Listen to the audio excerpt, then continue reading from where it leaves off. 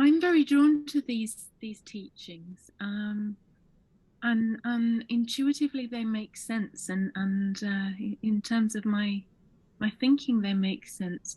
I somehow feel I need a sort of experience of being everyone and everything. Sarah, you don't need that much experience. You just need the experience of being.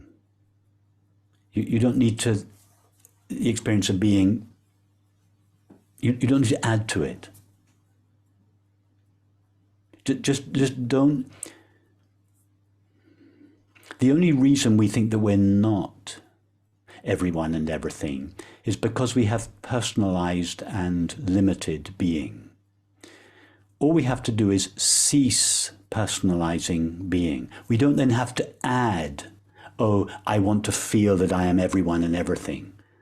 That just comes in time, gradually, as an inevitable consequence of this recognition that being is unlimited. And so don't go for a positive experience. Just see that everything in your life is personal and limited, apart from the fact of simply being.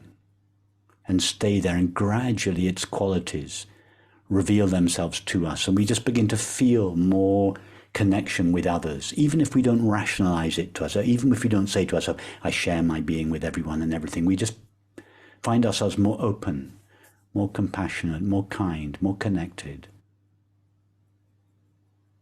Do I remind myself sort of regularly that I share my being with everyone? Is that the best thing to do?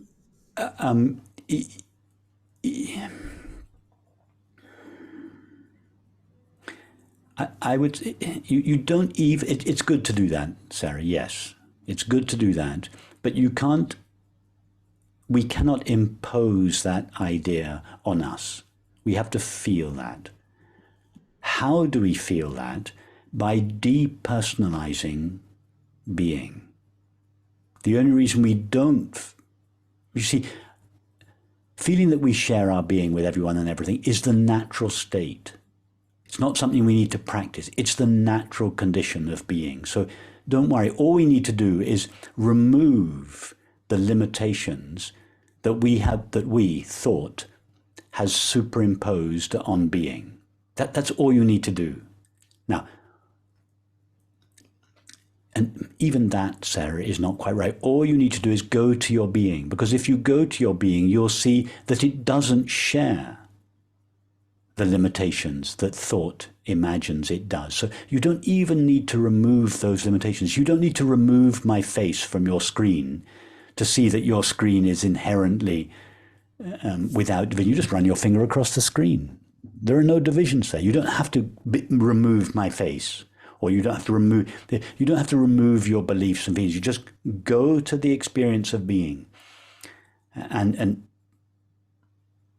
Or when I say go to, I don't mean to imply that you are one thing and your being is something else. It is you, your being. I'm speaking to you, your being. Come back to yourself. Stop losing yourself in experience. Come back to yourself. Taste yourself again. Know yourself again. And as you do so, you will realize experientially, even if you don't formulate it to yourself, that I am colorless, transparent, empty, silent, still, at peace. All those, because they are the nature of being, those qualities will just come to you naturally. It's fine to remind yourself intellectually that this is the case, particularly that you share your being with everyone. Remind yourself that this is the case until you feel it. And I'm sure you do feel it with many. I'm sure you do feel it more and more. But if at any point you feel you find yourself behaving in a way that is not consistent with this understanding, then just pause. Remind yourself, even though I'm mad with that person, don't forget, I share my being with them. And then you go back to the conversation.